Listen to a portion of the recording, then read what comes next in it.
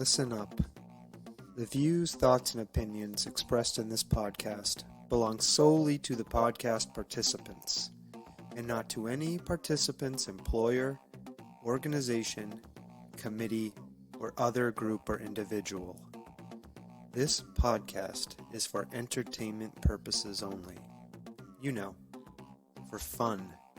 So lighten up and enjoy.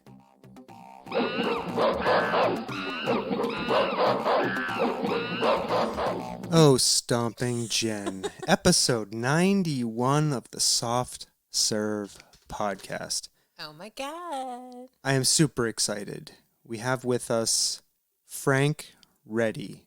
I'm Owner, ready. I'm ready. Are you for ready Frank. for Frank Reddy? I am Owner so ready for Frank of Reddy. Immortal Tattoo in Midwest City, Oklahoma.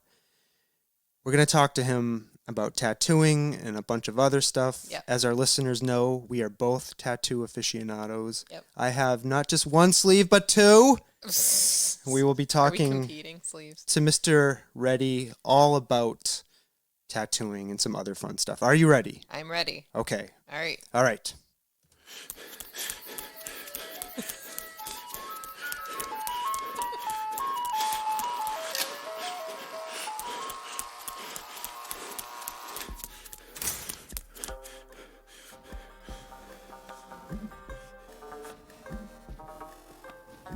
The Soft Serve Podcast. Creamy, delicious ideas without the creepy truck. Oh my. No creepy truck. No creepy truck. Hello, everybody. Hello. I'm so excited for this conversation. So without further ado, I want to say hello to our guest, Mr. Frank Reddy. Hello, Frank. Hey, how we doing? Pretty good. How are you doing tonight? I'm pretty solid tonight. That was a really fun intro. It's really awesome to kind of see how it all works, you know? Yeah. Oh, thanks. So what we typically like to do is let our guests say whatever they want about themselves in terms of introducing themselves to our listeners. I said a couple of things, that you were the owner of Immortal Tattoo in Midwest City, Oklahoma. But anything else you want to share with us? Let's see. I've been tattooing about 16 years now, and that's probably the most interesting thing about me at the moment. You know, I've been hanging out between work and home for the past, 3 months now? Mm-hmm. So I don't have a lot, but I can answer all the questions. Let's throw them. Okay, cool. And are you back to the studio now? Have you been able to get back and start seeing clients again? I have been. And it's interesting. It's one of those weird parts of Oklahoma versus the rest of the country that while everybody was in the middle of quarantine, Oklahoma was like, well, we've got this 2-step plan to get back to everyone working again. Mm-hmm. Number one is we have a plan, and number two is get after it. So there are pros, there are cons. We're doing the best we can, taking all the precautions we can. And the way my business is set up, it's very, one person a day, probably 4 a week, if that, Mm-hmm. So it's been interesting, but we are back to work and just taking it day by day. Cool. And I'll say one observation I have, just having spent so many hours in tattoo studios, is how clean and hygienic and how many health protocols you all follow anyways, right? Before this pandemic. So they're I think, hopefully, you were set up well in terms of being able to think in terms of hygiene and medical protocols. Right. And that's very, very correct. The state ended up setting up new guidelines for us for what we had to do moving forward and how we had to adapt. And the only difference was wearing masks, really. We already do everything else on a daily basis to keep, the clients in the best shape they can be in, to protect ourselves, because we have to go home to our families after this. So, we were set up better than a lot of other businesses. Mm-hmm. Yeah. And you mentioned that you are in Oklahoma, and that brings all sorts of affordances that allowed you to be able to keep tattooing. I'm curious how you ended up there in Oklahoma. Are you from that region of the country? All right, let's see here. I'm not. This sounds interesting. All right, so I'm not originally from Oklahoma, Okay. but I have been here for the most part. I was on the Mhm. East Coast for about 3 or 4 years. But all in all, I've been in Oklahoma tattooing since about 2005. I was from California originally, Mhm. born in Ohio, but I can't really claim that because I was, dropped there and then carted to Oklahoma to Mm-hmm. California almost immediately. Um, but yeah, no, I was in Oklahoma, I was in California. Sorry, I'm going to get those two right eventually. I was in California until I was about 17 years old, and grew up in Long Beach. Then went to the Bay Area, spent some time in Richmond, Oakland, Concord, all that stuff.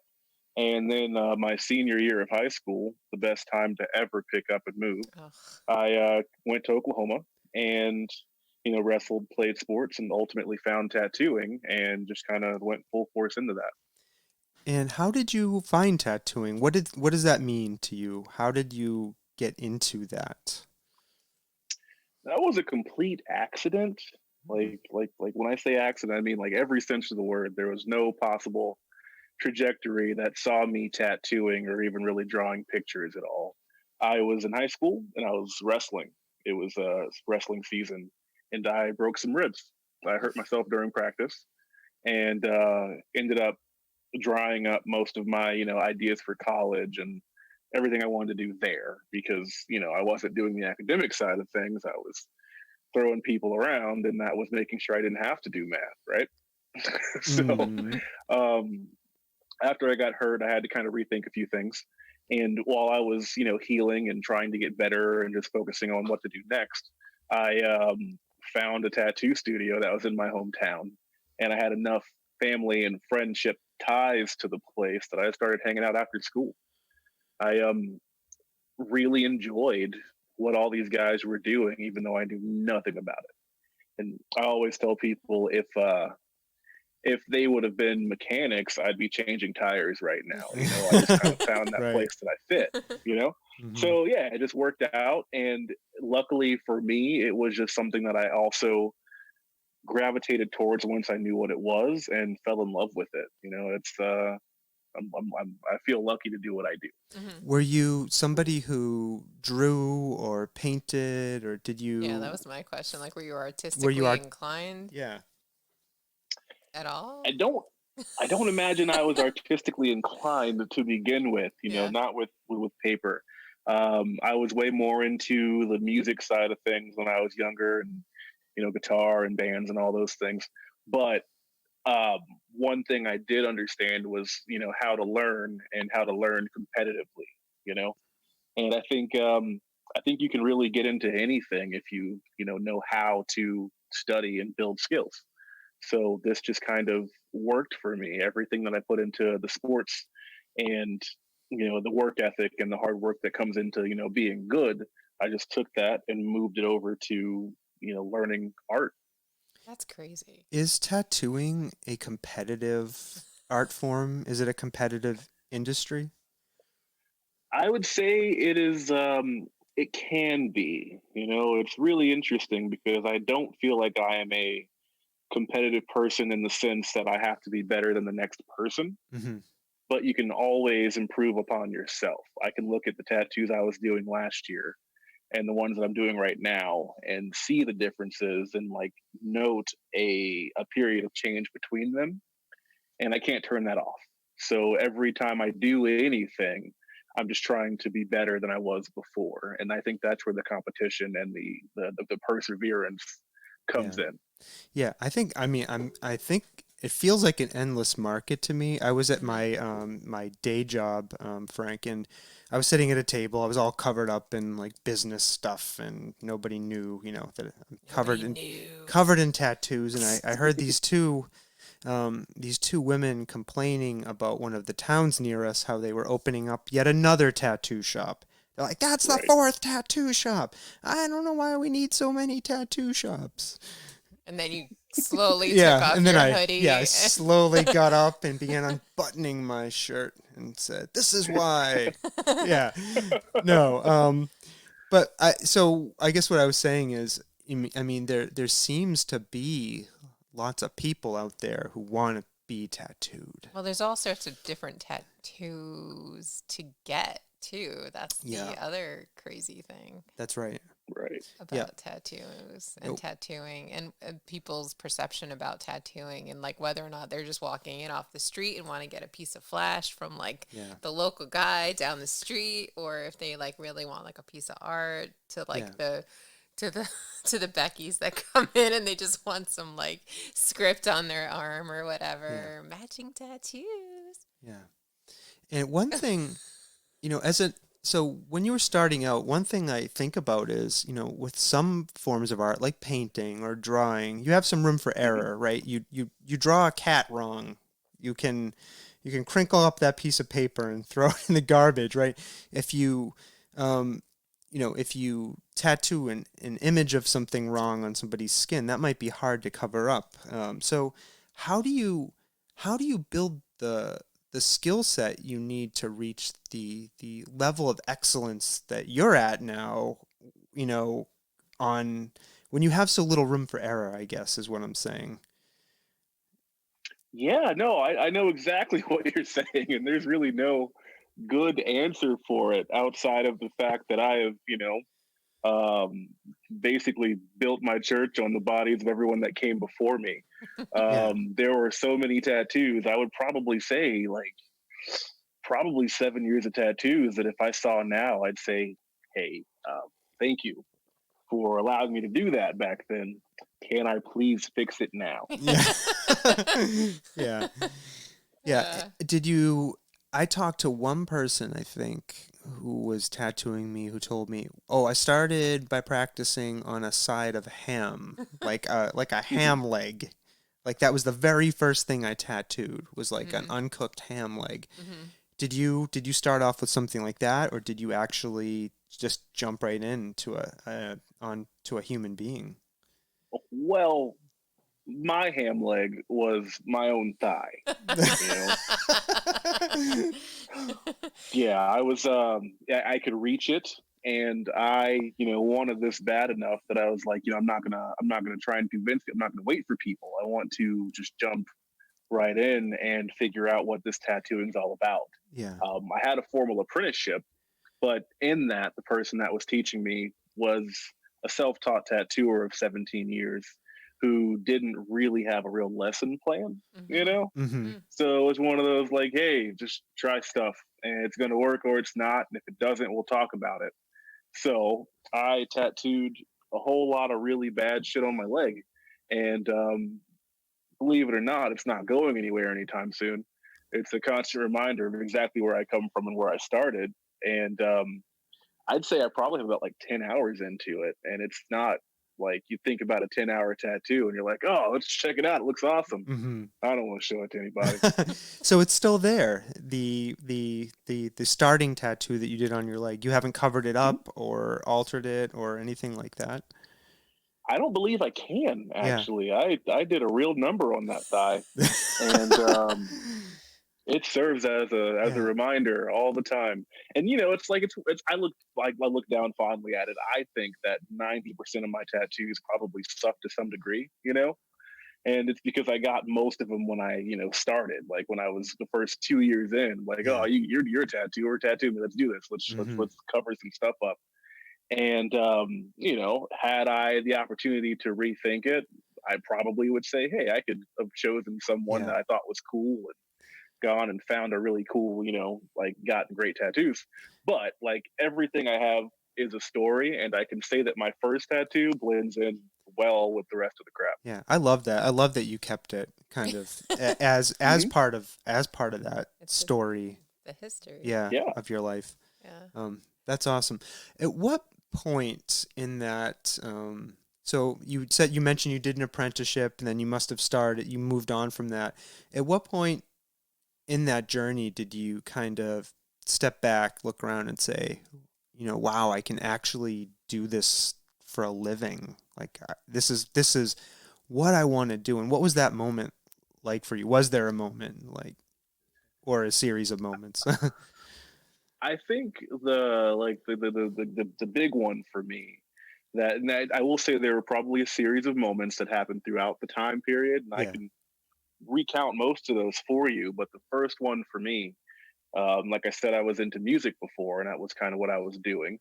Well, I had to find a way to get in with this shop, in the sense that, like, I was hanging out there a little bit and I was seeing what they were doing, and I was like, man, if I can get this person to tattoo me, then I can talk to him enough to probably like get me in the door to an apprenticeship, or at least see what it's about.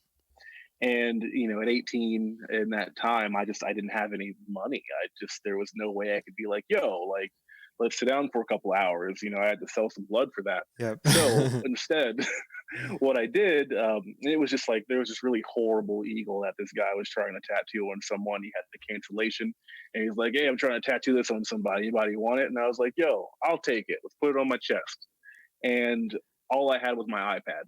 Well, no, my iPod. There were no iPads back then. It was the little round dial one. Oh, geez. I don't even think it was color, actually, which is crazy.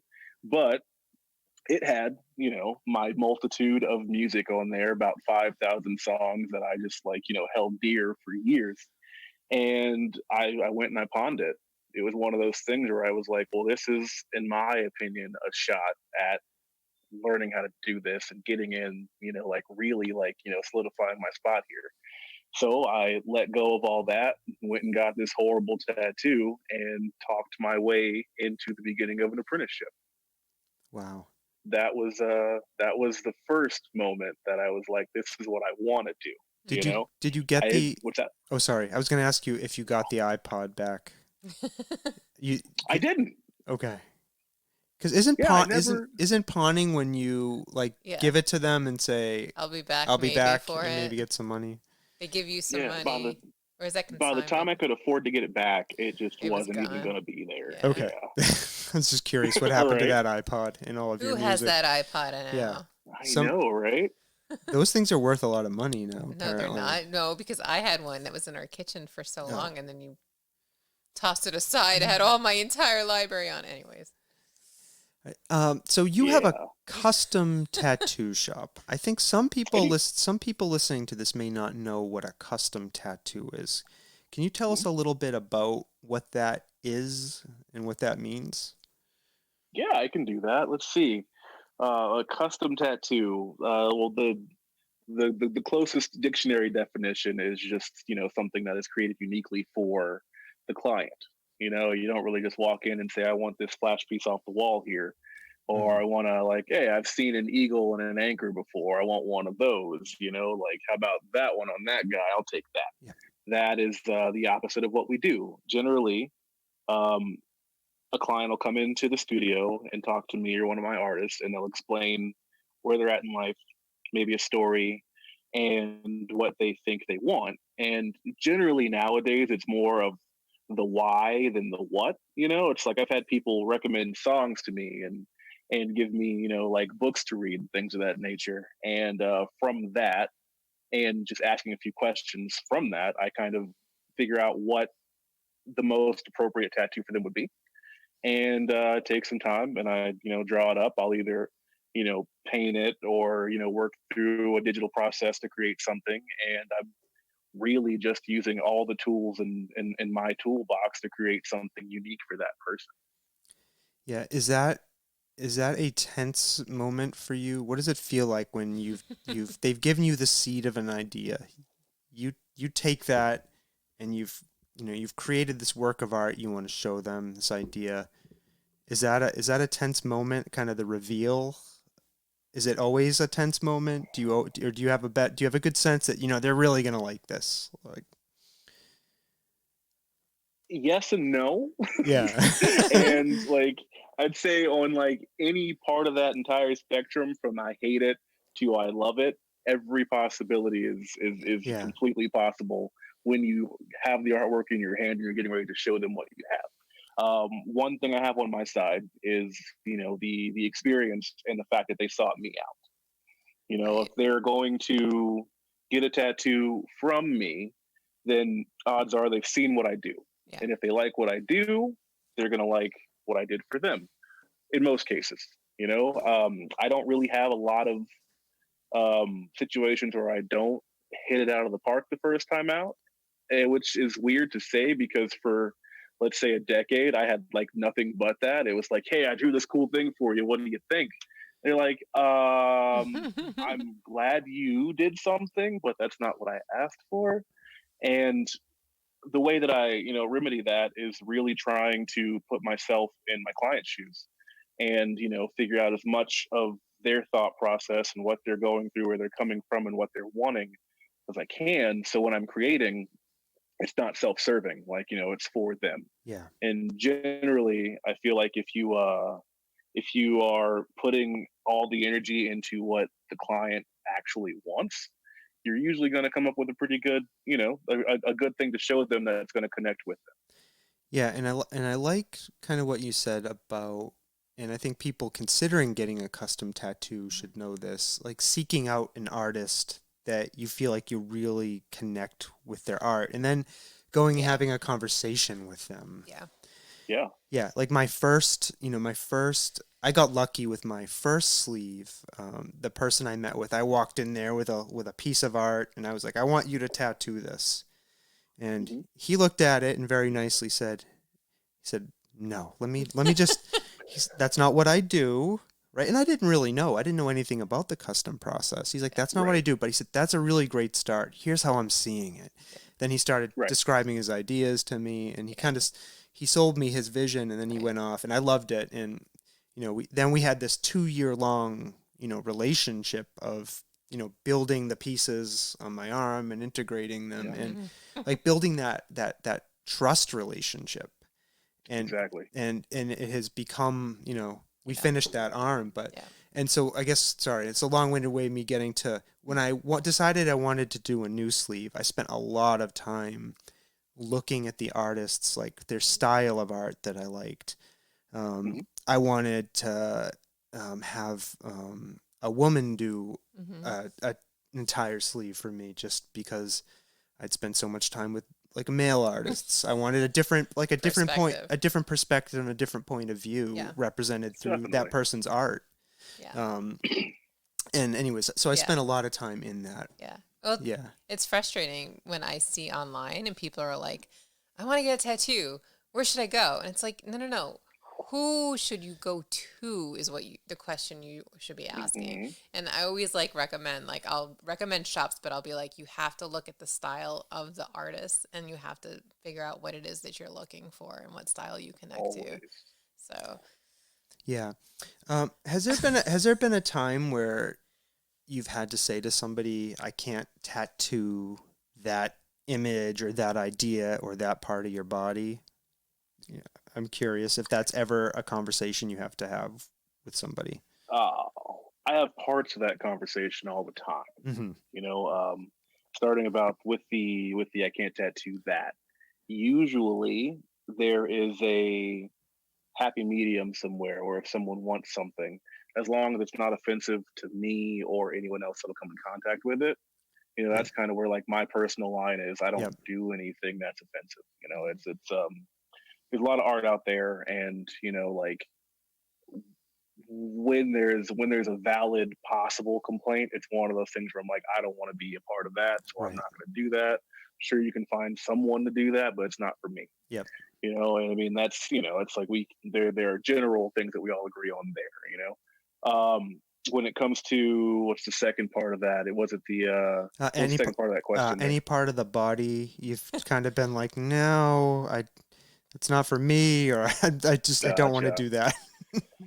That one, not so much. Yeah. It's one of those deals where if I'm tattooing something that's in a delicate area, usually the most important thing to me is that the person that's getting it is comfortable. It's one of those things where it's like, I want to make sure that you want me tattooing that area before I'm just like, yo, we're going into this thing. It's going to go all the way up here and down here and in there. It's like I would much rather that, everyone understands, that there's a solid amount of respect as soon as you walk in there, and no matter what's happening, as long as you're on board and you're solid about it and you've had time to think about it, and I'm the guy for that, then I'll do it for you. Because, the body, the whole body is a canvas to me, Yeah. Yeah. And was there a third question in that No, thing there? no, just those two pieces, but Those two? yeah. And in my own experience, the weirdest thing, and I think people probably, there's a huge amount of variability in how people respond to tattoos. Like I had heard the armpit is the worst, right? I had no problem when I got my armpit tattooed. It was my elbow that just made me want to like jump off the table through the roof. Yeah. Right? Oh, and yeah. So, yes. yeah. What are you saying? I don't know what I was going to ask. What are you saying? So, are people ever like really? Are they ever surprised, like in how a tattoo feels? And are there? I mean, I don't know. I guess Have you ever had like anybody just get up and walk off the table and be like, "I can't handle this anymore"? You cleared that up nicely. Yeah. Thank you, Stomping Jen. No, actually, not in a very long time. And I think there's a reason for that. The longer you're working on, like just your skills in general, if you care about what someone feels like when they're being tattooed, you find ways in your technique to lessen the trauma of it, Yeah.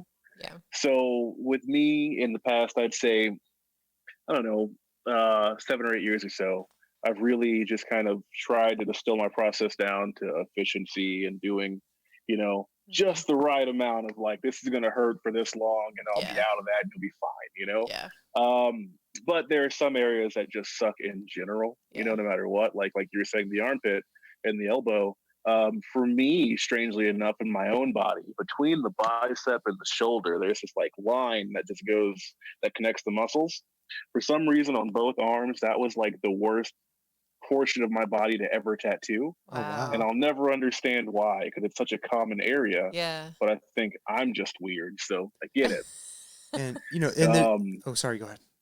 Oh, I was just gonna say, way back in the day, there was a guy who got this rib tattoo, and he had, these like his eyes were way bigger than his, than his like threshold, I guess you would say.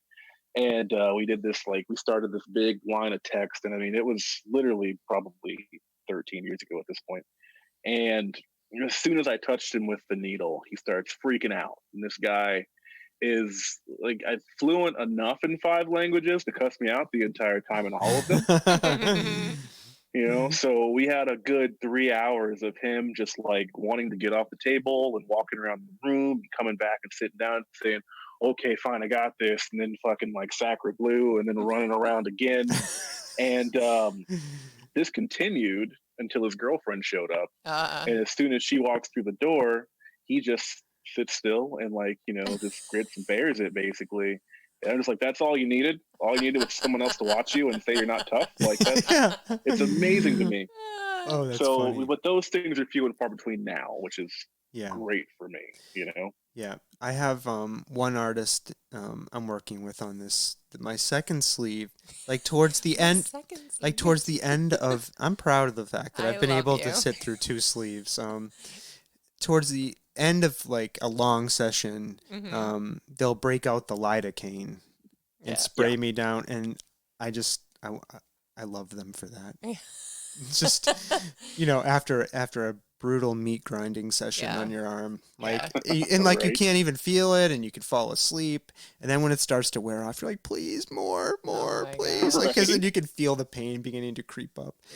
Do you have any thoughts about topical anesthetics, or do you I mean, I know I've talking to some people, they're like, no, but pain is part of the process, and some people are like, yeah, if it's a really bad session, I'll spray a little on you. Yeah. I don't believe that pain has to be a part of the process. Like inherently in tattooing, it's going to hurt.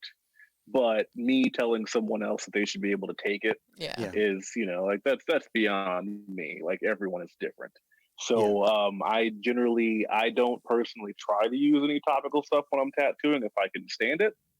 But if someone asks about them, is used to being tattooed with them, and has enough knowledge about them that they feel comfortable, then I'll let them either put on topical before, or if they have their own that they can bring in that stage just with them, then I can use it while we're working Mm-hmm. when we get into the session, a good ways. Yeah. You don't want to start too early with it because, if you use it 2 or 3 times, then eventually it's not as effective as it was. Yeah. And then you start changing the skin consistency.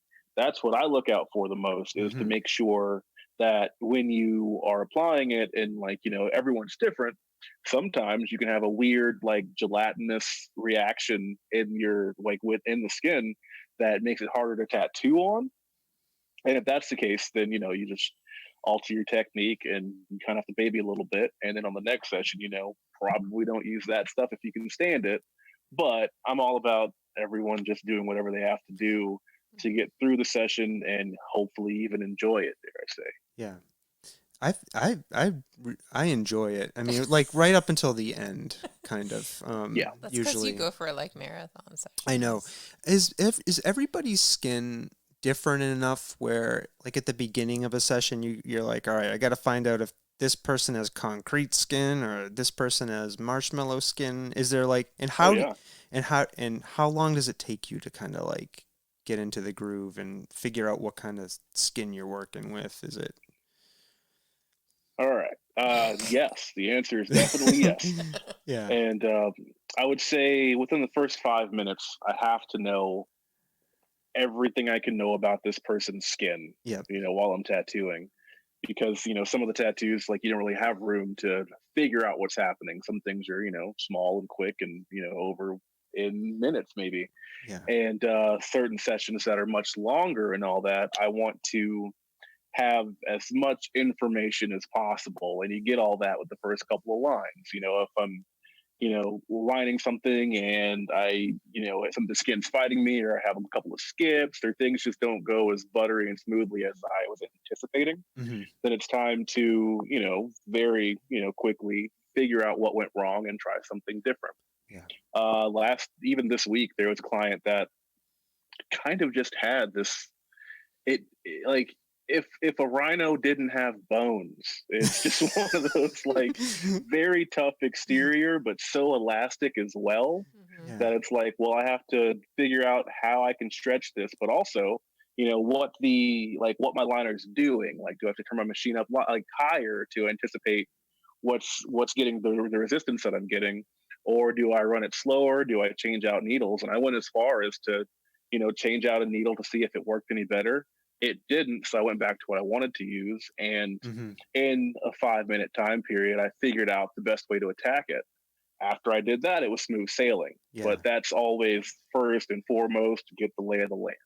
And you must have a really intuitive feeling now, like, oh, this feels like good skin, like like this is nice and smooth, and I'm not going to have to make those kinds of adjustments. You have such nice skin. Thank you, Stomping Jen.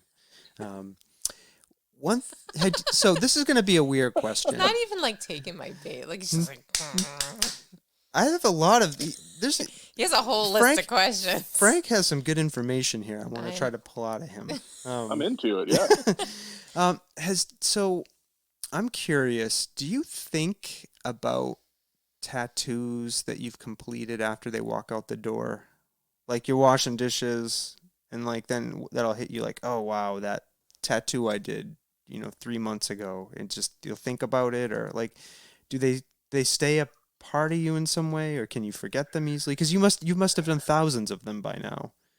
Yeah, I have done thousands for sure. I don't even have a working number of how many I possibly could have done, but I can definitely say that every experience more or less does stay. There are people that I probably haven't seen in 12, 13 years.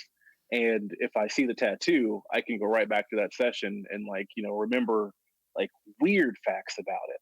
Like there was one guy, I was over at the Big E actually when I was out that way. And he was talking to me for like 5 minutes, and I'm just trying to like answer enough things vaguely to figure out who this guy is, because I didn't have it yet. And then I saw the inside of his arm, and I was like, oh shit, like, you work at this museum down here, and your mom does this and you do that. So it's like I was able to jump into the real conversation once I saw that, because those things don't leave.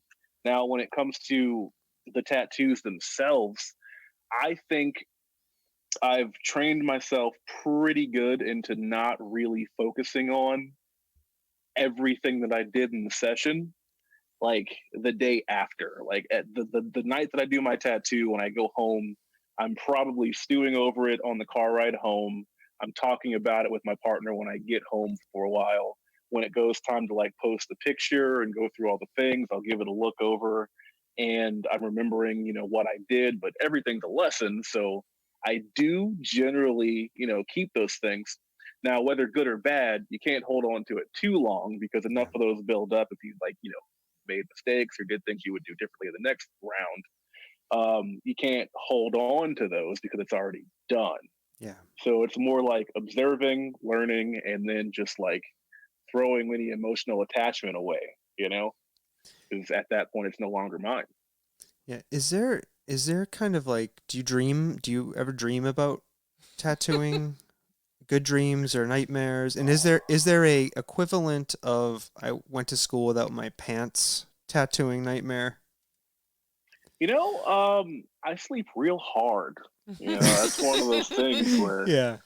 like once I go to sleep, I don't know what the hell's happening. I do know that there were times where I would sleep for, 6, 7, 8 hours, but not feel rested whatsoever because in my dream, I just had a whole nother day of work.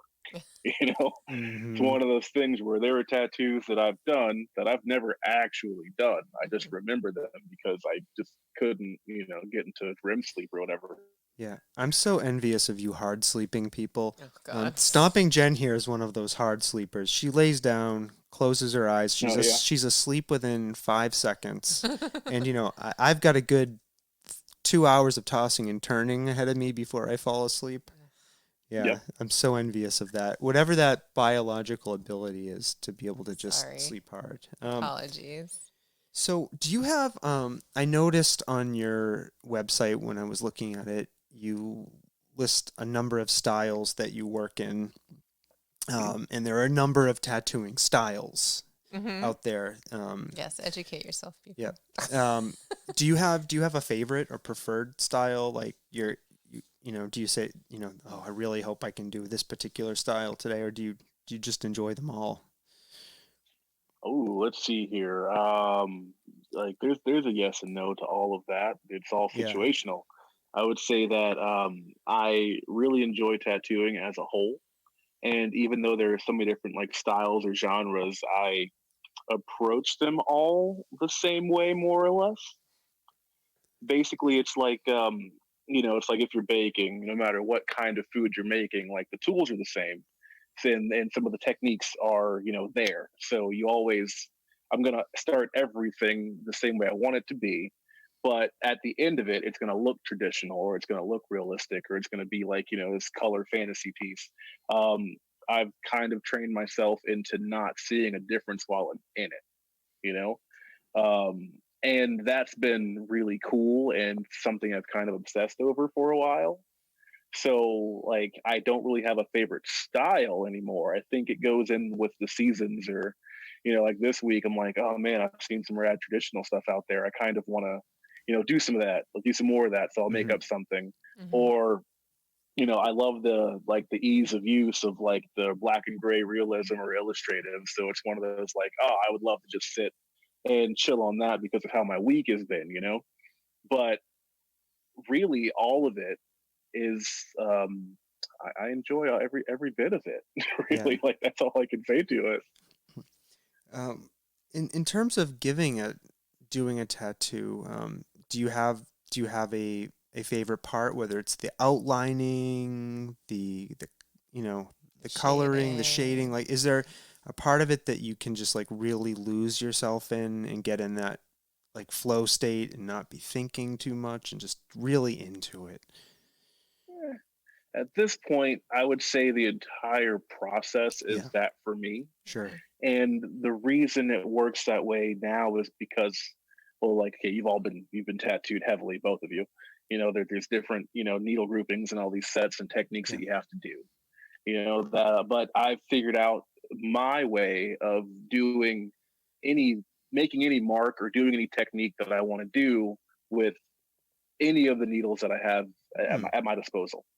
So, like I can, I can line a whole piece with a 3-liner or a 5-liner, or I can turn a 27 mag on its side and do the same thing.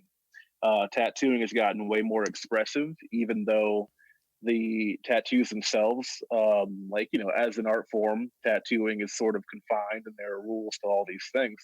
But I found ways to get around them enough for me to just have fun the entire time. Like there are areas on probably the same tattoo where like I've shaded this entire thing with a liner, or I've shaded this other half with like a 27 mag, and making them look like they were all done with the same utensil or the same, tool. That's kind of what I geek out on. So Yeah. any part of the tattoo, whether someone wants color or they don't, or they want hard lines, or they want, very, very soft lost edges, like all of it to me is kind of in that state of like I can make this happen with pretty much anything I have. So Yeah. now it's just figuring out how I want it to look, and that's where you zone out. And I've got my reference, I've got the my accumulated skills, and then just like whatever movie's on or the music in the background, and we're just creating. Yeah. It's a lot more fun these days than it ever really was. What's the funniest thing that's happened to you while tattooing, or a funny moment that you can think of? Not necessarily, it doesn't have to be the funniest, but Oh man, let's see here. You can think of a million of those until yeah. someone asks you that Yeah, question. It's sorry. like, hey, be funny. No, I totally get it. I totally get it. Yeah. Let's see here. If I were to answer that, I'd say in this studio, generally it's because all the booths are. I'm at the studio right now, by the way. Oh, cool. All the booths are like they're open at the top, Yeah. so we can all kind of have conversations back and forth, and the people I work with are fun. So, everyone that's there generally ends up knowing everybody by the time they leave. So we cut up and have a lot of fun. That's great. Now, there was one person that came into the studio years ago and wanted to do his theory of evolution, basically, and he got Jesus Christ riding a Velociraptor. Right. Yeah. And he was just like very serious and played the whole thing super straight. Like I would be an asshole for asking like anything about that. And Right. looking back on it through the entire process, I was just like, dude, like I'll never know if this guy, like, obviously he's serious. He's getting a tattoo on his back, but like, is he fucking with me right now? Like, how is any of this working? Yeah. And tattoo was cool, and he ended up being a super cool dude.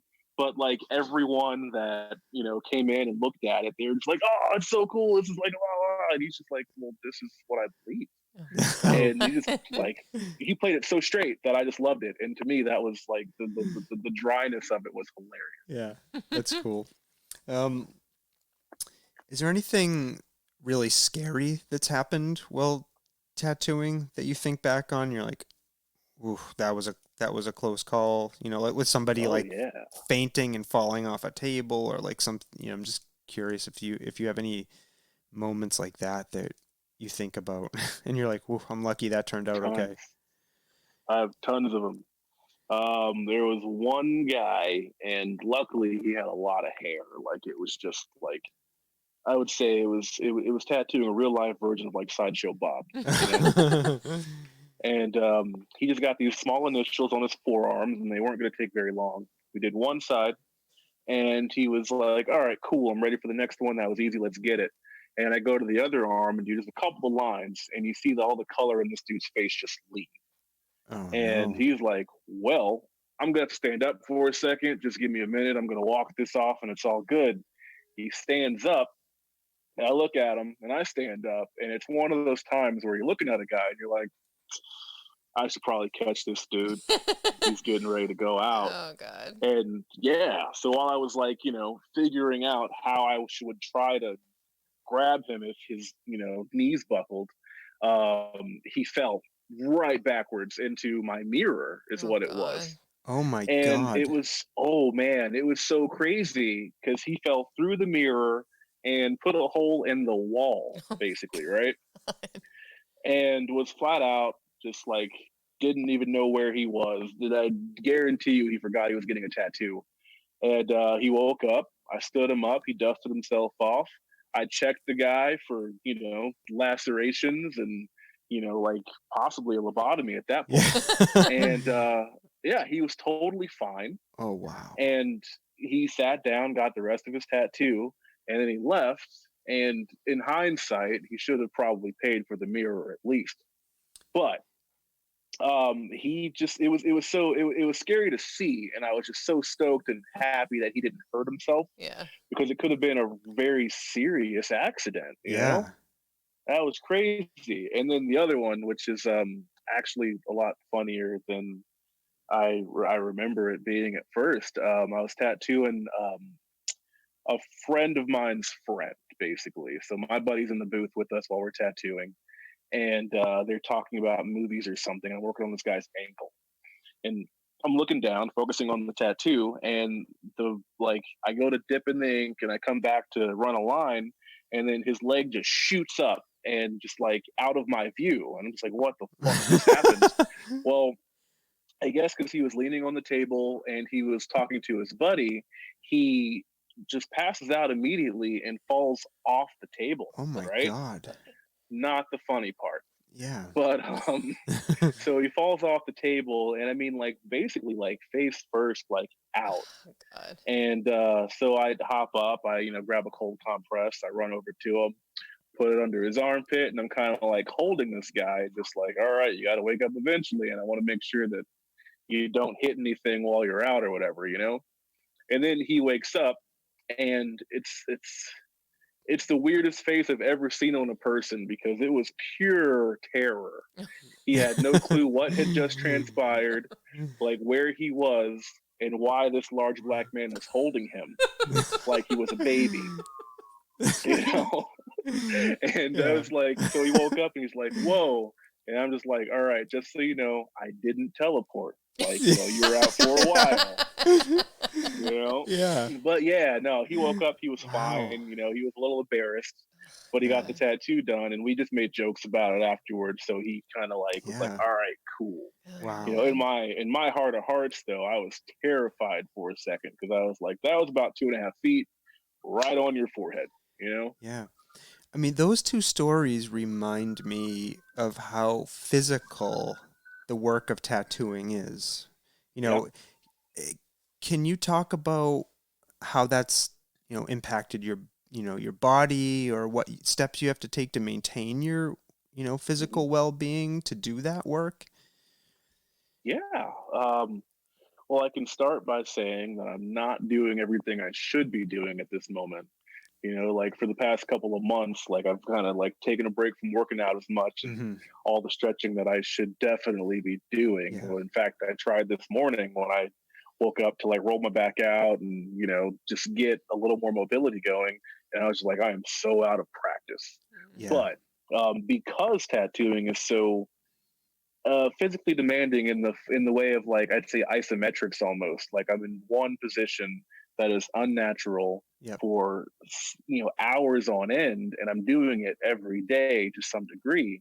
I could definitely tell how long I've been working, like through my work week, by how my back feels. Yeah. If I put in, let's say, like 4 full day sessions, when I get home on Thursday night, Friday night, I'm sitting there like curled up on my couch, not wanting to do anything because my back is just killing me. Yeah. So exercising, stretching, getting sleep, which is something that I'm very guilty of not doing when I should, but like more so now than I did, 15 years ago. Yeah. One of those things, eating well, all the shit that they tell you to do to live a long life, you have to do to be a tattooer now, after you're not in your 20s anymore. Yeah. Is there a lot of awareness of that in the tattooing artist community now? Is self-care part of the narrative amongst the community?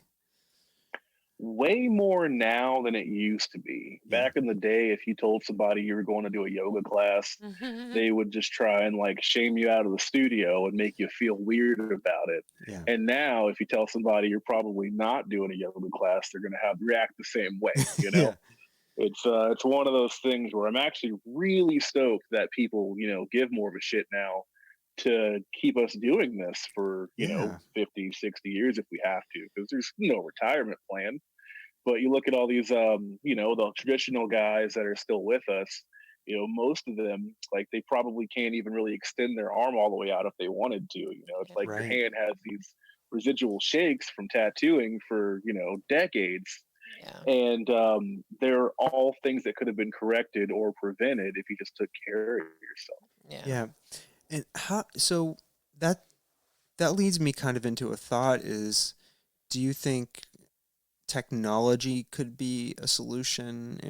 And just more, I guess, more generally, like, how do you see the technology of tattooing continuing to evolve? Like, it started with, somebody with a stick and charcoal ink, Stick like and poke. 5,000 years Poke and ago. stick. Stick and poke. Like, where do you see um the technology of tattoo potentially evolving towards? Will it continue to evolve?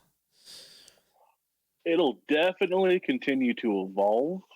And whether those things stick or not is going to be an interesting thing. Like, every Yeah. year, someone's creating something new or improving on something that was done way back in the day. Some are, some are great improvements or great ideas. Some are just like weird novelty things that you might use for a month and they're gone. The coolest thing that I have seen recently is the advancement of the wireless tattoo machine, Huh. which is crazy to think about, but it's a real thing. I think like 7, 8 years ago when I stopped using a foot switch, and I was so like, this is the future. Like, I don't have to keep my foot on. Like, I'm not sewing anymore, basically. Right.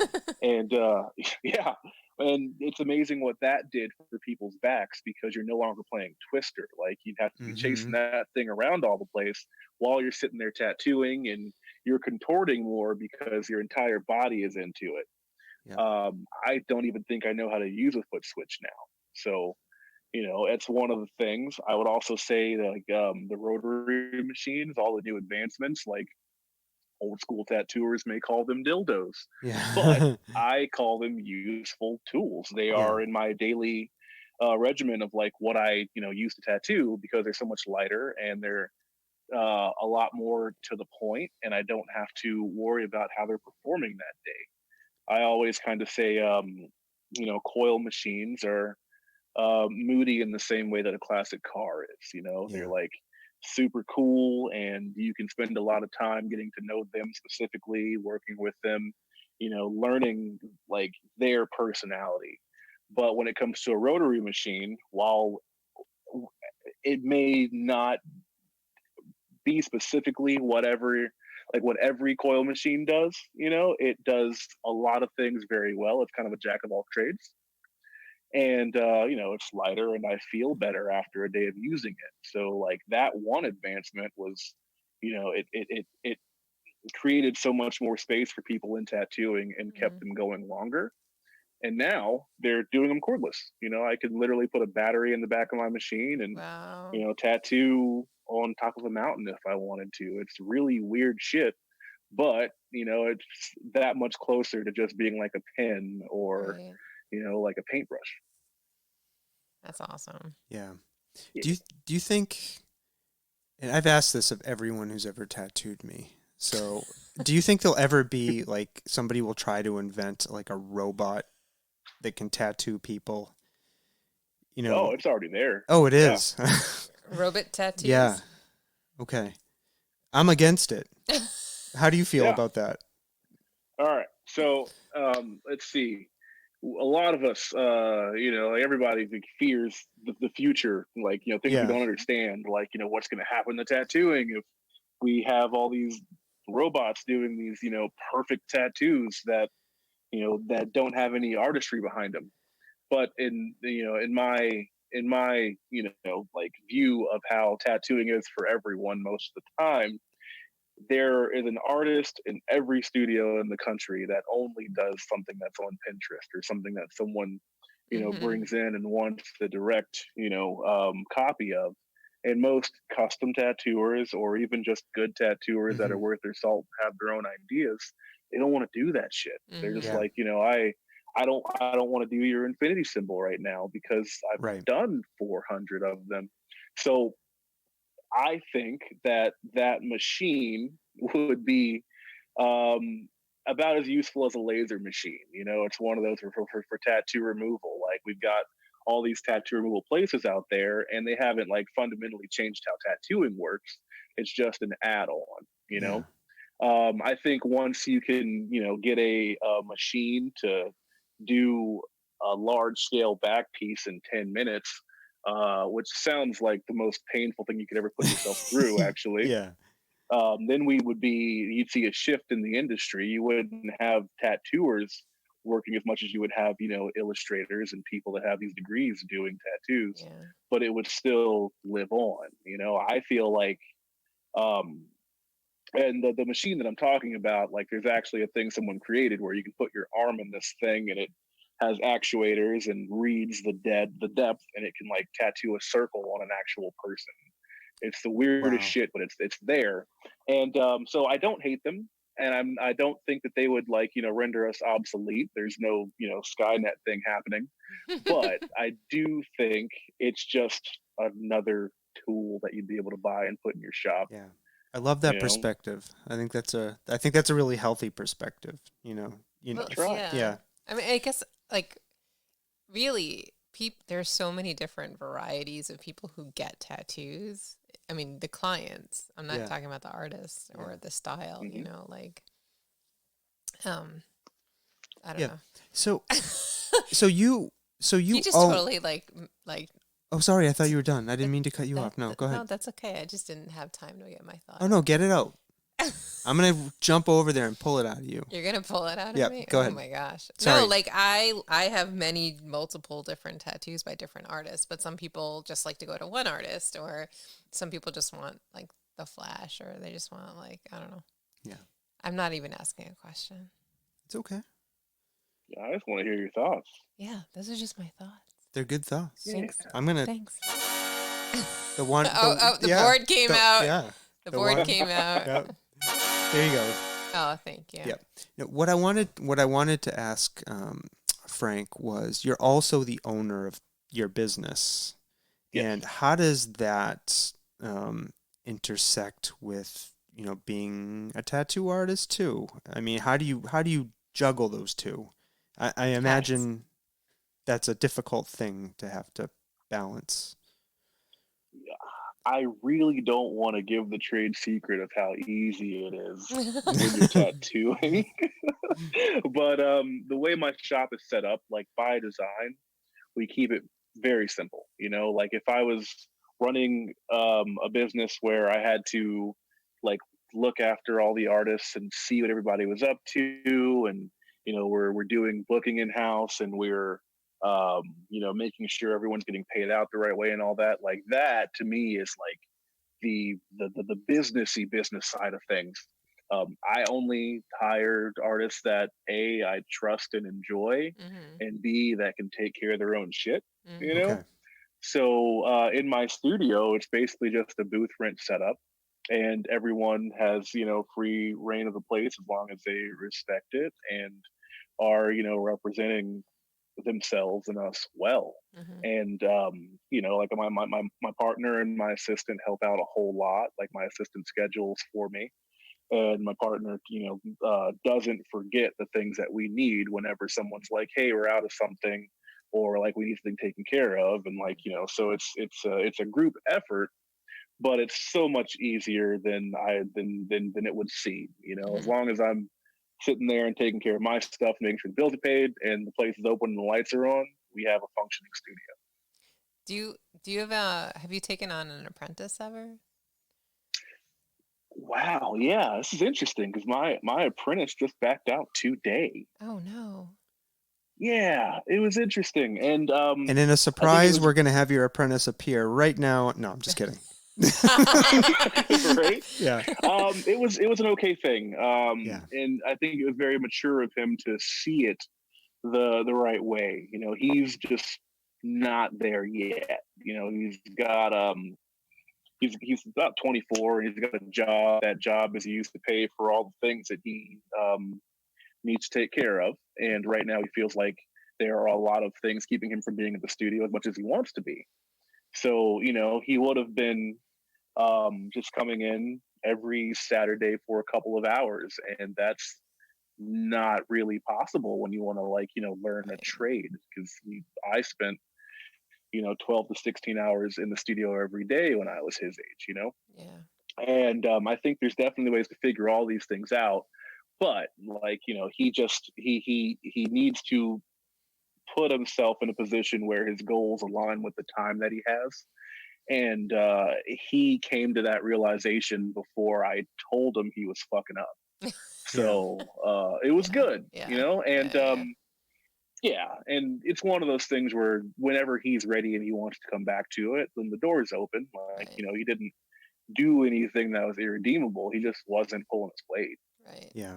Wasn't ready. Yeah. At the right time. Yeah. You mentioned earlier that you have a child and a partner. Has having a family change your relationship with tattooing?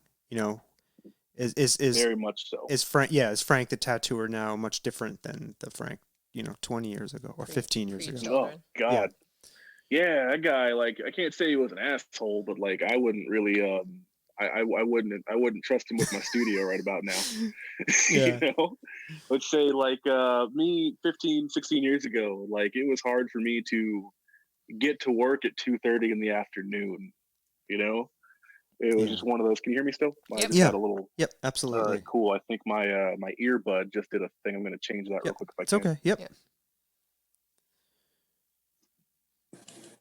All right. Do you hear me? Yep. We're good. Yep. All right. Sweet. Can you hear me now? Yep. We're good. All right. Cool. You're back in my ear. Okay. Thank you. Sorry about that. Yeah. It's okay. Yeah. I would say Frank 16 years ago was just, it's I had drive and I had, a lot of fun in the tattoos I was doing, and I wanted to be better, but I was also partying a lot and I was everywhere and I was just doing what I wanted to. And when you're making, tattooer money at a very young age, you're just like, oh, this is sustainable. Yeah. And it's not, Yeah. So that was a weird one, but it worked, and it was I had a lot of fun. Tattooing now with the family, having 3 kids, and being just incredibly domesticated. I think I even have more fun. It's one of those things where I had to figure out how to balance the two. And, I can't say that I balance them well still to this day, but I try harder now. Yeah. And I also think this quarantine period was another time that I was able to refocus what was important and where things were, so it's really cool that I can, hang out with the family, get my stuff drawn. My partner's also an artist and my kids like to draw and stuff. So art time is fun time as well. And it's a cool way to be able to, work and play almost at the same time.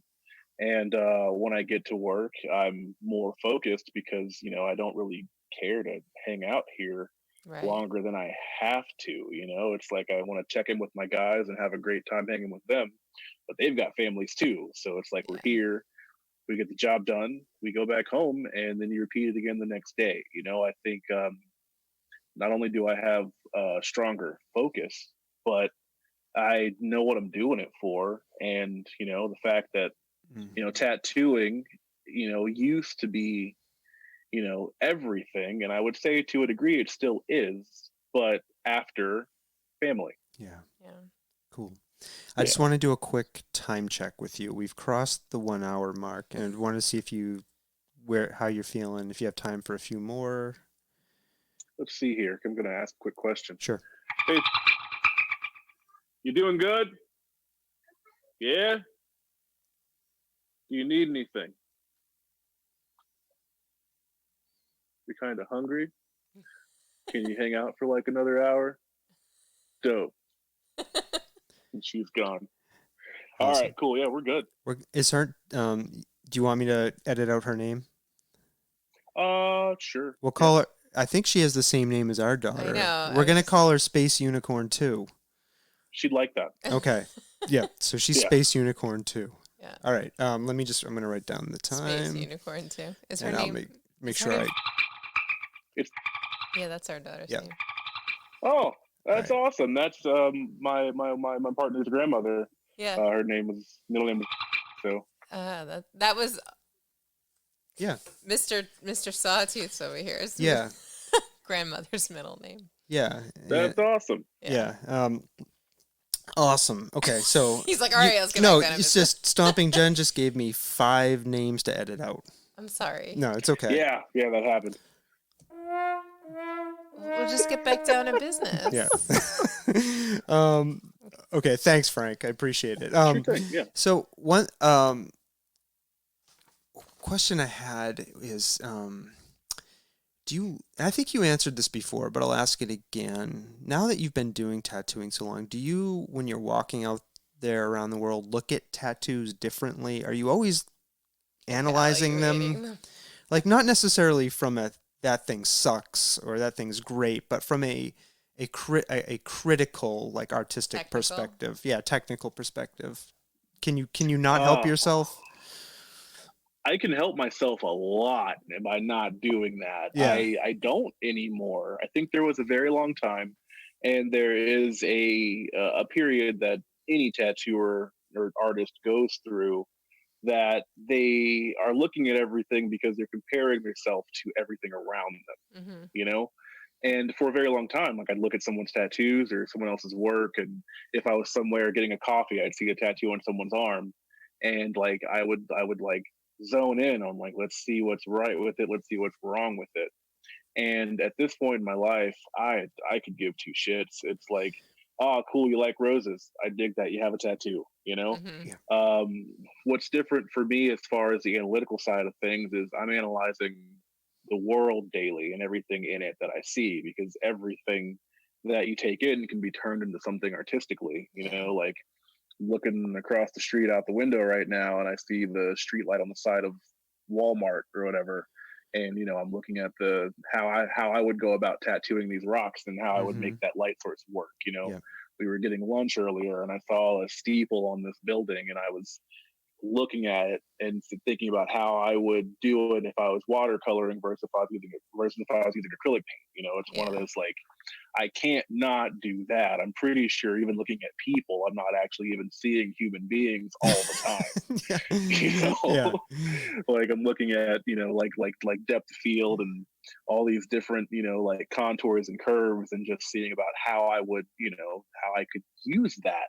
So yeah, I can't turn it off, but I definitely don't so much do that with tattoos. And I think that's mainly because I'm happy with, you know, how I'm creating what I'm creating, and I've got a very strong sense of self in that respect. Yeah, I feel like you have a very specific aesthetic in your tattooing style. What is it? It's just Frank aesthetic. I don't know. I can dig that. Yeah. You also paint. I saw on your Instagram. Can you talk a little bit about what painting means to you, or why you paint? Like, why you paint? I'm curious if there is an answer to that. Oh no, that's a great question, actually. I think everything that I do outside of tattooing artistically helps me understand other aspects that I can use in tattooing. You know, and it took me a long time to figure that out. Like, at first I was like, oh, I'm going to start painting, and I want to be a painter so I can be a respected artist, and I can, you know, like, just get better at all these things. And it's like, no, it's not how it works. Like, I am a respected artist in what I do. And because I don't spend 10 to 12 hours a day painting, there's no reason for me to compare myself to a person that does, you know? Yeah. And that's just it. Like, I still feel like I'm a horrible painter. You know, it's like, I like the things that I create, and they're always lessons, but the people that I look up to and look at, it's just like, yeah, no, like, this is the only thing you guys do. So, you know, it has to be, there has to be a reason that I do it, something that I enjoy, something I'm actually getting out of it. And it's definitely not so I can call myself a painter, because I don't feel like I truly am, you know?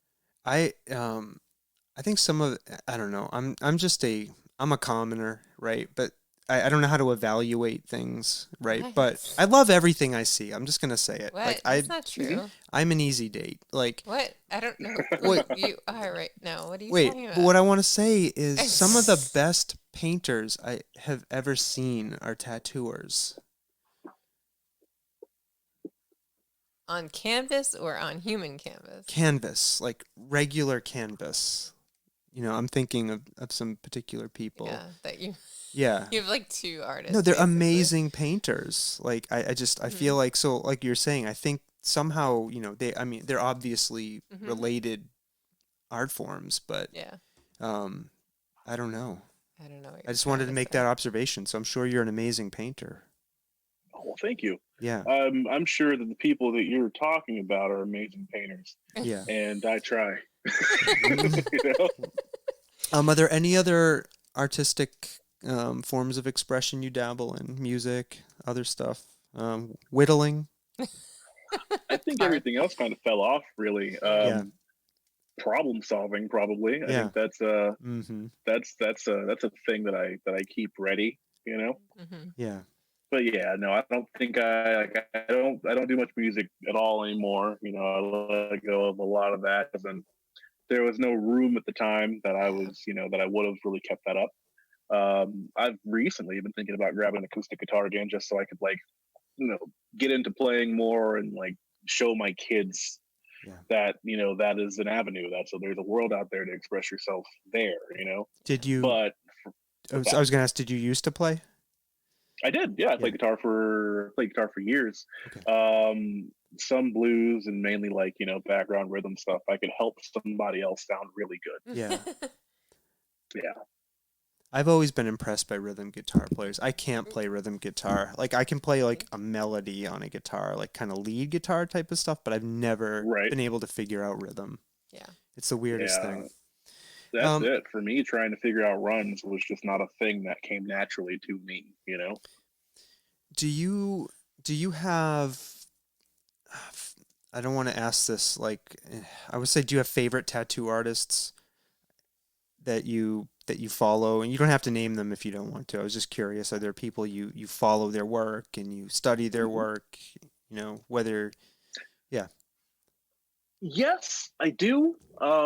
There are people that I look up to still, Yeah. and tattooers that I enjoy. Fact that they tattoo, I would say if I can name a couple of Oh things. yeah, absolutely, yeah.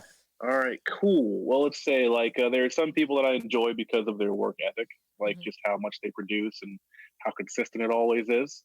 And there are some people who just kind of like changed my mindset over time into what tattooing could be and was. I'd say in that category, you've got like Jeff Gogwe and Tim Bedron. Like some of those guys, just like really, I could sit and look at their catalog for a very long time and not get bored. Yeah. Curtis Burgess is one of those people. It's where it's like, I don't know how the hell he does what he does. On the other hand, people like DJ Tamby and Robert Hernandez, those are two extremely technical tattooers that I look at often enough to try and get a better sense of where I want to go with the art form. Yeah. DJ, because he's just insanely fast, he's crazy concise, and he's just so good at what he's doing. And Robert Hernandez, because of the just pure expression that he's able to, like get through when he's working. It's insane to me that you can see a a sketch on someone's leg that is very rough and done in Sharpies, and it looks like something you would see in a comic book. But by the time it's done, you're looking at one of the world's leading black and gray tattooers doing just some mind blowing shit. Like it's amazing to me. And then, people like Robbie Latos, who are just so extremely dialed into what they do that you look at it and you're just like, I don't know how I would ever approach that myself. Like, I don't think I have the skill set to understand everything that he's doing, Yeah. And I don't think you ever lose that. Like, there's always a person that you're going to see that's just out there killing it in a way that you wish you were, even if you might be and just don't realize it. Seeing it through someone else's lens it just keeps it exciting, you know? Yeah. Yeah. God, I'm just like in my mind, I'm just thinking about all the different art. During this pandemic, I have been compulsively buying art from people. It's been It's true. crazy. Like I have so much art coming, and I, So open up a print shop on your website immediately if you want to make some scratch, because she's ready to spend. I've bought like so much different art, but like, like art, just there's so many different, and that's why I love tattoos, and like I get to collect pieces of art and I get to look at it. And I always complain because I have one of your tattoos on my back and I always forget that I have it. It's like my favorite tattoo, but I can never see. Yeah, and it was actually the inspiration for he did the frogs, right? He did our frog. Yeah, Well, he did my frogs, not your frogs. Yeah. So you did these purple frogs are a meaningful symbol in our life for lots of reasons. Yeah. So she got it and I was like, "Whoa, that is awesome. I want that." Yeah. And I had my artist design a whole sleeve around the frogs. So that's very cool. So Yeah. and but our frogs don't look the same. No, because what I said to my artist was, I said, "I love what Frank did there. I want you to make this your own." Right. That's the only, the only thing I want in this tattoo that I'm going to say, please put in there, are these frogs. And the rest, you have the rest of my entire arm to do whatever you want. Mm-hmm. And that's awesome. Yeah, and it's been a great process. So yeah, so your tattoo on Jen inspired another one. Yes. And yeah, for you, the idea lives on. And all right, and that's really cool. Like if I can, because it's kind of ties into other things you already talked about. Yeah. So your tattoo with the frogs, basically the one that we did. I was heavily influenced at the time by Gogwe's work. Mm-hmm. And I was, like most of what I was drawing and what I was creating when I was drawing things on, like the leaf structure, how they kind of jut out like that, and the simplicity in the illustration, like trying to make sure that like the thick lines were, thick and concise and clean and not overcomplicated, but all of the black and gray shading was, at a smooth, like like the tattoo was built in the black and gray shading as far as your gradient went. And then the color was just kind of overlaid because everything, all the meat, all the body was there. And that was at the time just like what I thought like my pinnacle of tattooing was. I was like, I love, simple color. I love soft black and gray. I love these, hard, graphic lines. And when you put them all together, it creates a beautiful piece. And even though I haven't seen this tattoo in how many years? I don't. Like, when did we do that? No. Like 5 years ago? It's got to be. I don't know. It was right before you left Massachusetts. Yeah. So it's like 2000, probably 15, 16, maybe? Yeah, it's a while ago. Yeah, about 14, 15? Yeah. Yeah, like I still remember almost every part of that session and everything that I did artistically on that tattoo because you can't forget that shit. That is so cool. Yeah. Yeah. How did we get there? I don't know, because yeah, so we're all over the place. That's why. As I was preparing for this interview, and I was doing some research and looking at your Instagram, and just thinking about the national conversation that's been going on as of late, and specifically around Black Lives Matter, and how as the media cycles tend to do, things are waning. Right. And we've got to re-energize that conversation where we can. Right. Yeah. A question kind of popped into my mind about your experiences as a tattooer and, where the industry is at in terms of diversity and inclusion. And if there was anything you wanted to say about that, I was just curious. Yeah.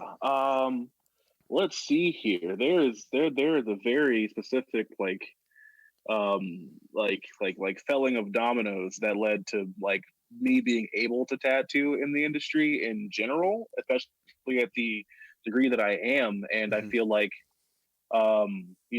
understanding the history of that and how we came to that is incredibly important.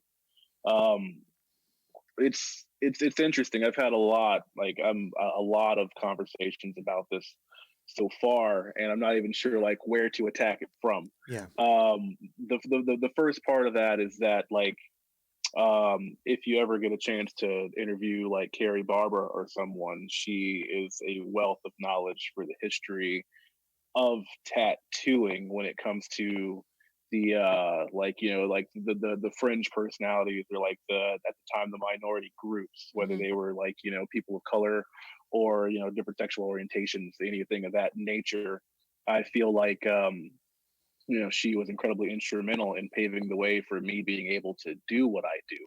Yeah. So that's rad, and I really appreciate her for doing that.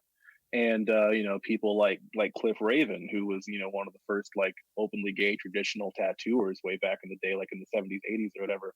You're gonna have to time check that. Like I'm Sure. pretty sure it was the 70s, but just like doing super killer art, and at the time not being as well known because he was different, Yeah. but holding on to those legacies of those people and understanding their stories was really beneficial to me.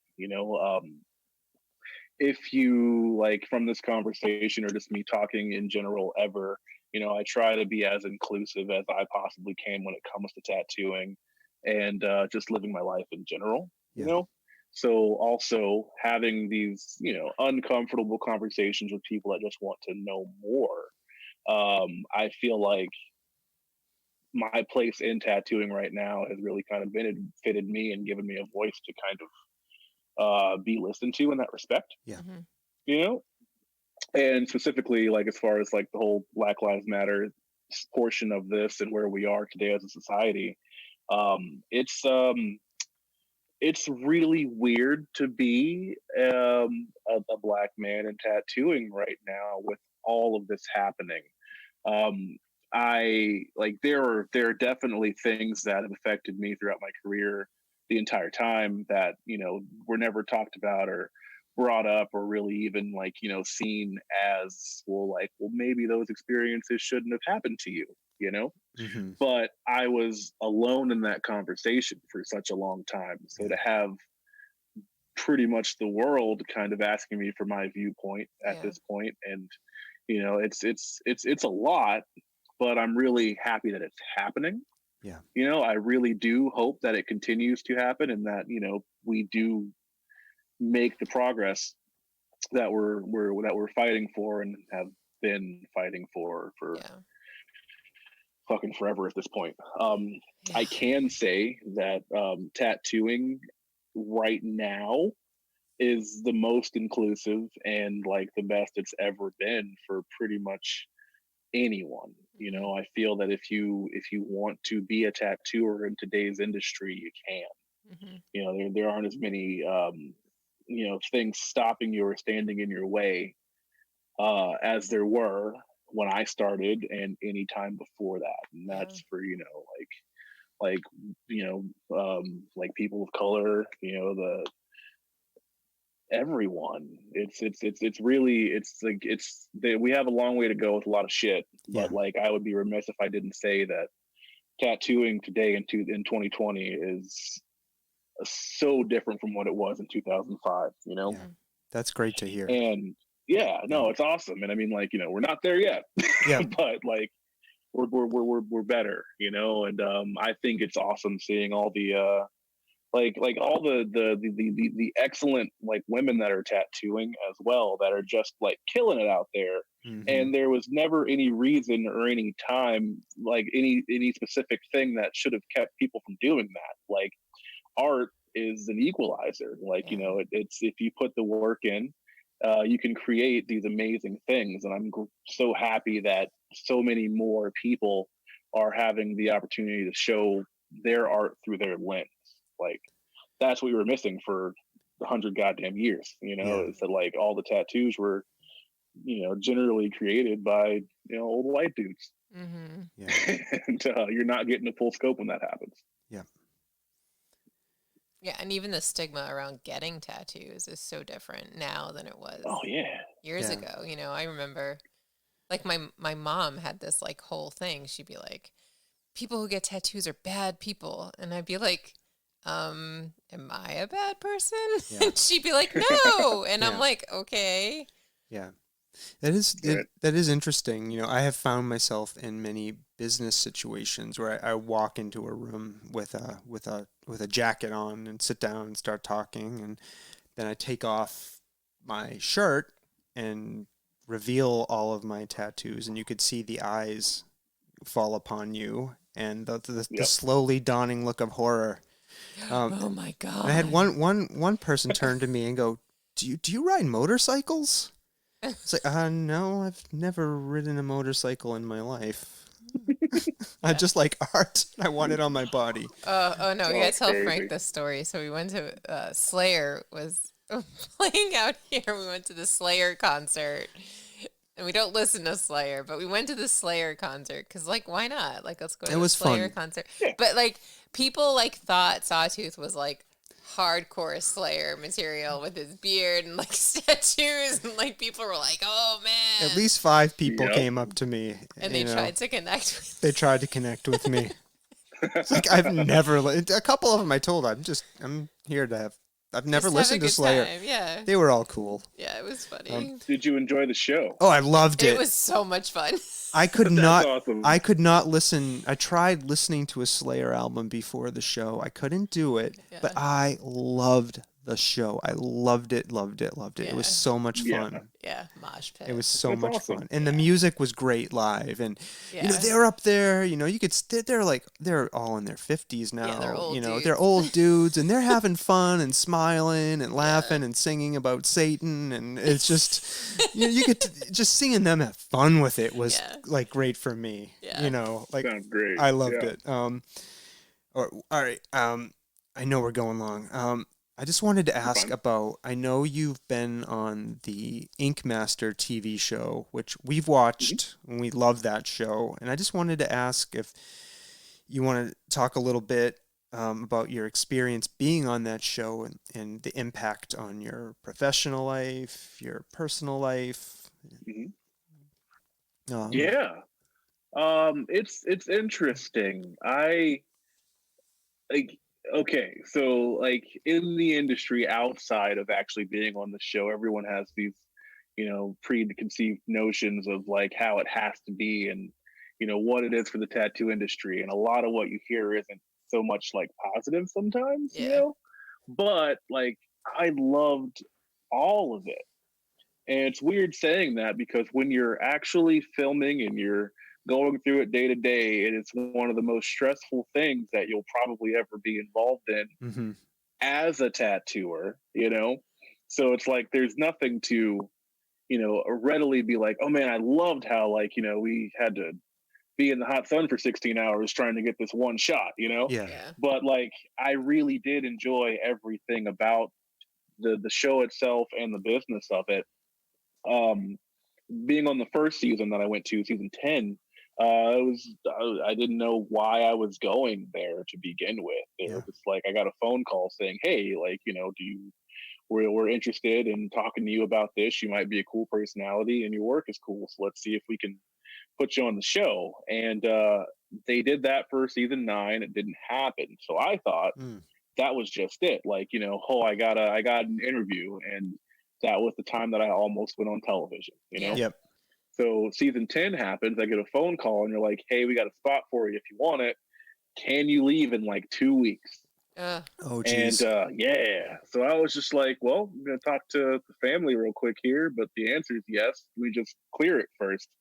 And everyone was excited. Like we had an idea that it would do a lot for my career in general, but didn't know what to expect. So fast forward to 2 months later when I've already been there, we're like 10 episodes in, and life is incredibly hectic, but it's one of those things where I'm just like everyone that I was working with was awesome. Production was super cool. The way the show works, like it made me believe in it more, because like it's not all this like scripted weird like they're making a TV show thing.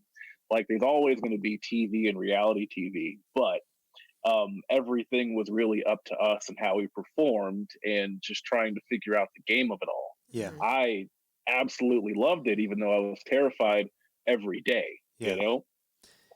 After that, it was cool, but I was still kind of in that mode of wanting to feel like a real tattooer, or it was like, oh, that was something I did, but that's not like, who I am. Please like me for tattooing and not because I was on TV.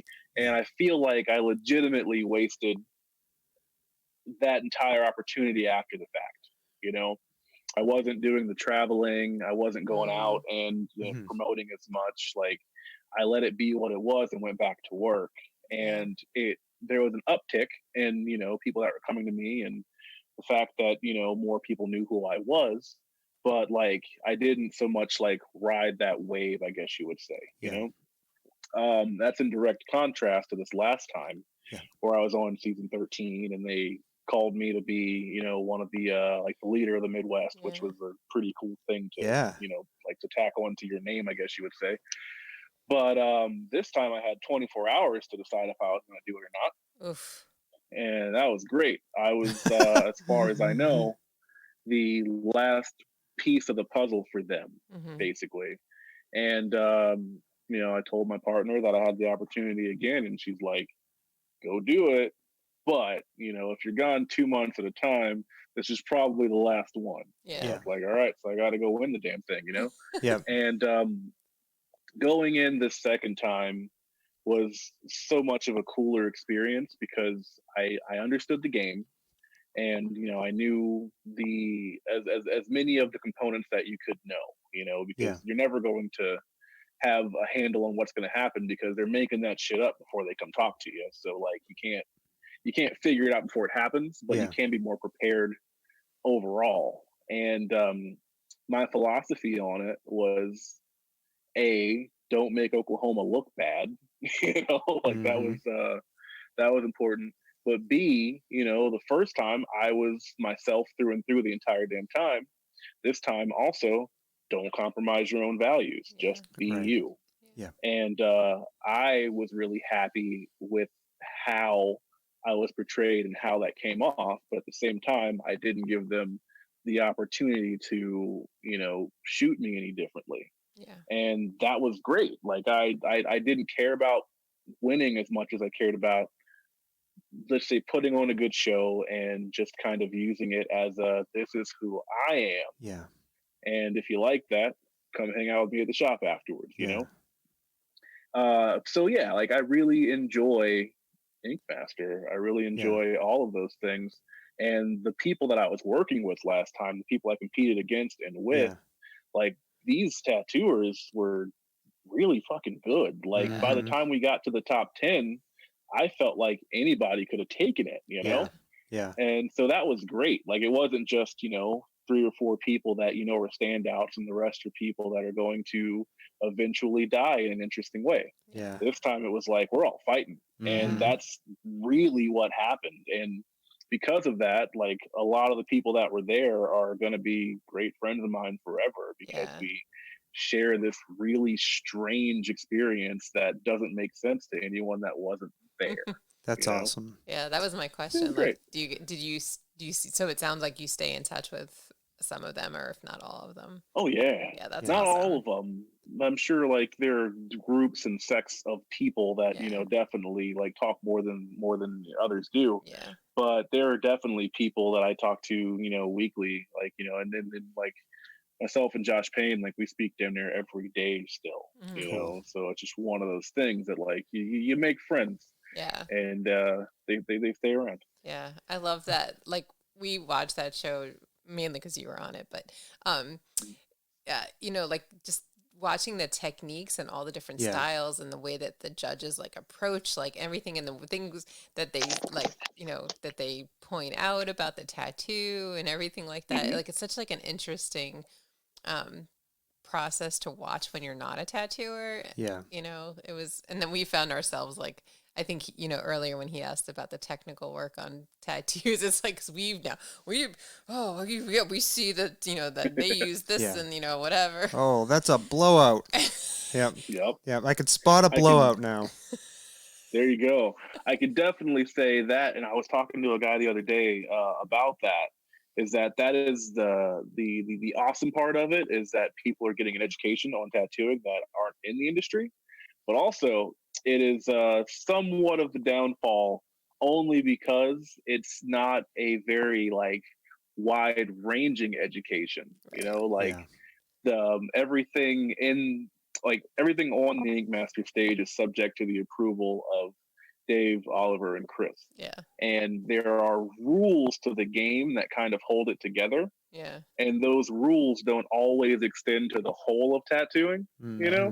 Yeah. And that's why you'll see like excellent tattooers go on there and like fail in the first few episodes because they are not used to adhering to, I don't want to say the basics, but like, you know, when you're here, this is how this is done, you know? And that's part of that game you said you exactly. you had to figure out and kind of come back. All right, so you've done that's the game of it.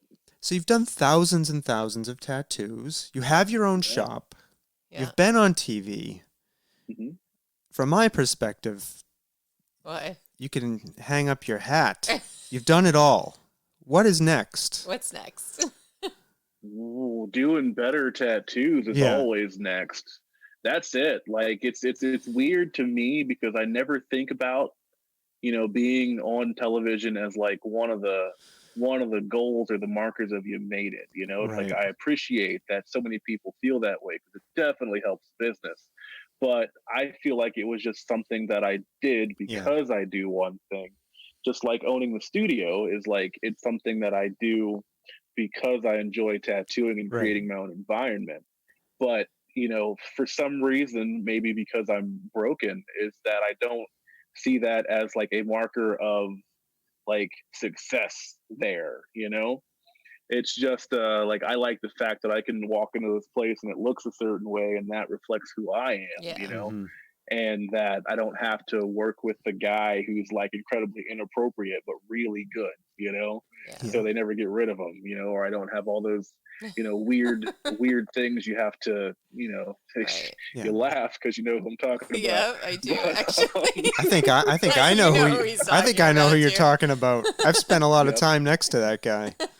Yeah, I believe it. Which is crazy because he's been so much cooler in recent years from what I've seen. Maybe he's just tired when we run into each other. Yeah. But so much growth, and I applaud him, even if I don't agree with most of who he is still to this day. But yeah, no. So it's one of those things where all of that stuff is excellent, and when I feel, you know, like in my own feelings about weird shit, it's like, well, you know, hey, I've done well, you know. Yeah. But on a good day when I'm just working, the only thing that I ever really base my success or my level or where I'm at on is the last tattoo that I just did. So that fluctuates wildly given the day. Yeah, and I don't think you're broken at all. I think after talking to you for this amount of time, you're an incredibly well-adjusted human being, and I appreciate having the opportunity to just talk to you about this stuff, really. I really appreciate that. Thank you. There's one question I have to ask. I've been asking every guest. Your question. So Oklahoma, I was excited that you're in Oklahoma because it happens to be one of the Sasquatch sighting hotspots in the United States. Bigfoot. Really? Yes. And he's obsessed. I'm obsessed with cryptids, so that like hidden animals and Bigfoot in particular. And so I just wanted to ask, and this doesn't have to be Bigfoot, and I've been asking this of everybody, is have you ever seen anything you can't explain? Usually at Walmart, yes.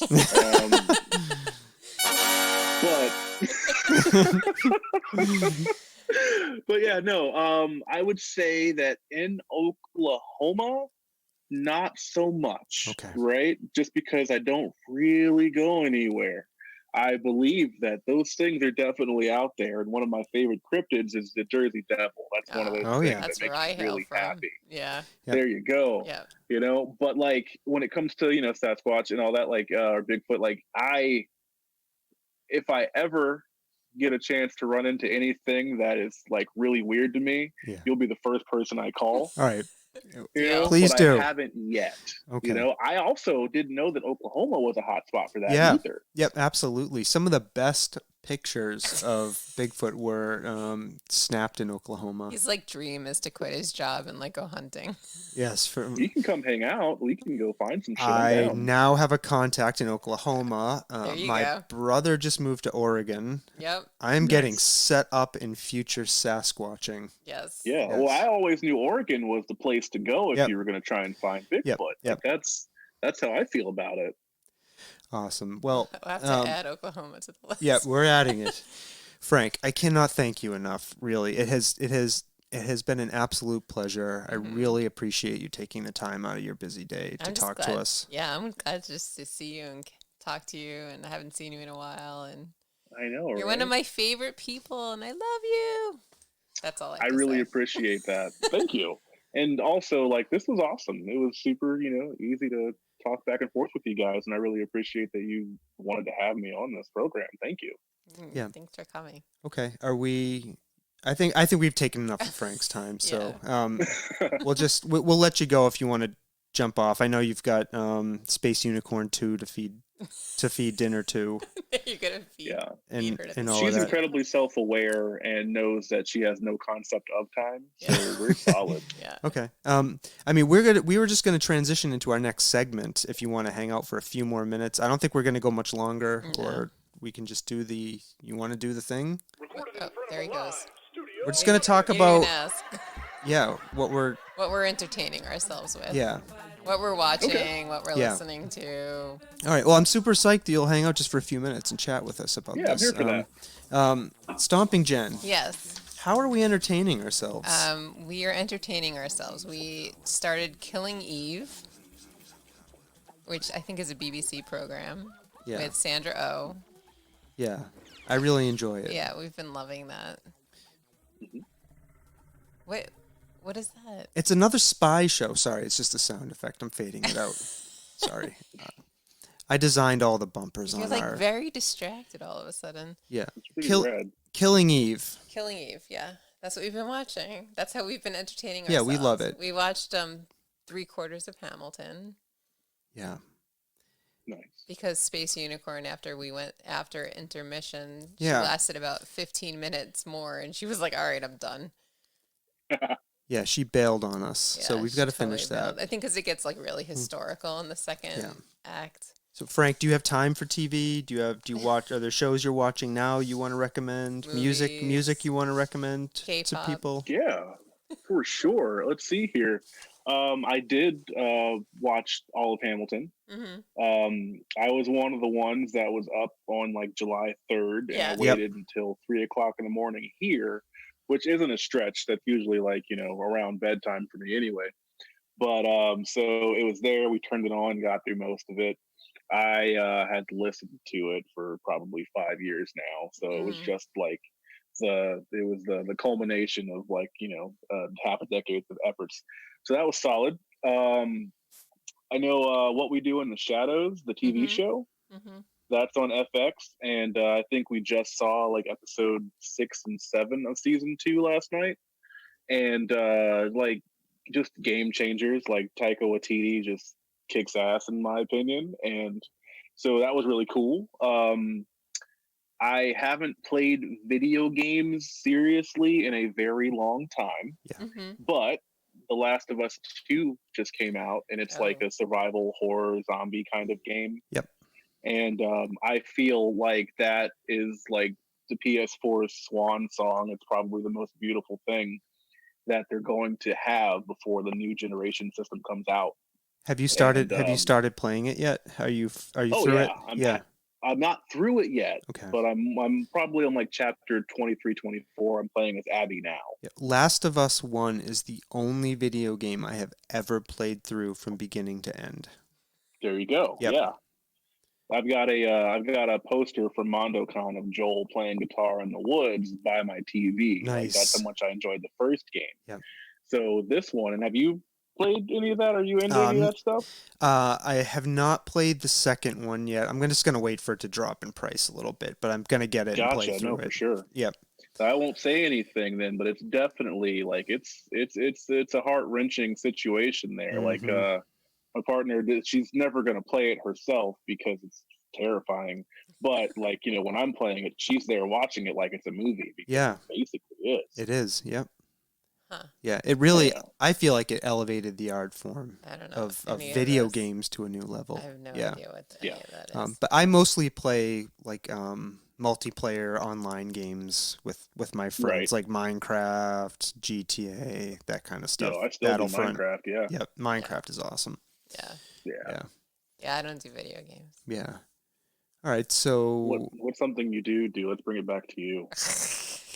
Well, our kids don't bother to go to bed anymore because of pandemic. They don't have any reason to go to bed anymore. So I haven't really found a lot of downtime. But you like to read? Except I don't really read. Yeah. I don't know. It's terrible. Music. What's music that's come out lately that I really like? I don't know. I'm not sure what you've been listening to. Not really very much. Yeah. Deadleg, you know Deadleg. Who is Deadleg? Sure he knows Deadleg. Well, our listeners don't know Deadleg. One of my tattoo artists. Yeah. I love his Instagram posts. I love his he has like a very mandala I feel like approach to his Instagram. He does everything on stories, so it like disappears after a while. But some of the music that he puts out there, I'm like, who is that? So then I look it up, and I actually most of it I like. So I don't know what his musical genre is, but I like some of his stuff. Oh, I've been recommending to everybody who will listen to me Kipo and the Adventures of the Wonder Beast, which I talked about last week also while you went to the bathroom, is an amazing animated series that is fun for the entire family, and they're short. They're like half-hour episodes, and they like hook you, and the story's really good, and the animation's really good. And the music is really incredible. It's the same music scored person that did Spider-Man, the animated one. What's the name of that one? Awesome. Homecoming or what? No, that's not the name of it. Into the Spider-Verse. Into the Spider-Verse, that's right? The one. I love that whole aesthetic of that movie, and the music was incredible. So like Kipo reminds me of that, even though it's nothing to do with Spider-Man. Kipo and the Wonder Pig. And the Wonder Beasts. The Wonder Beasts. The Age of Wonder Beasts or something like that. Anyways, we binge watched 2 seasons of it. There's only 2 seasons available. It's on Netflix. All about it. Okay. Yeah. So it's good for your space unicorn. It's good for you. It's good for everybody. Kipo and the Wonder Beast. Kipo and the Wonder Beast. Okay. Yeah. All right. What do you think? What? Yeah, I know. I'm exhausted. I have an 8 o'clock exercise class. Yeah.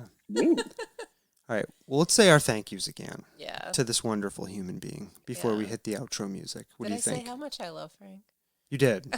And I love him too after this conversation.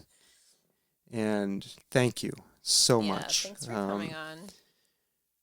Our listeners. Yes. We love you. Yeah, we do. Without you, there is no Soft Serve That's podcast. True. And thank you for listening. Yes. Subscribe, download, leave a review. Share with a friend. Share with a friend. That's important. Mm-hmm. The sharing is caring when it comes to podcasts. Yep. What else, Stomping Jen? I don't know. My brain is mush. Yep. Any final words, Frank? Ooh, final words. I would say, continue attempting to do better, everyone. Yeah. Wear a mask. I've seen a lot of... I've got mine on my neck. It lives here now. Yeah. That's important. And be kind. Continue to do better. Be kind. Wear a mask. No one could say it better. Yeah. With that, I'm going to say to everybody one last time, we love you. Thank you for listening. Bye now. Bye now.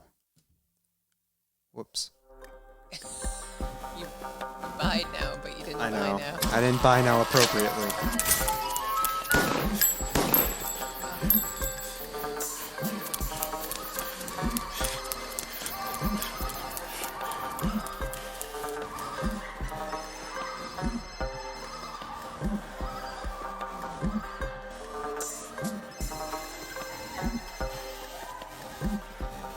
Good evening, my fellow Americans.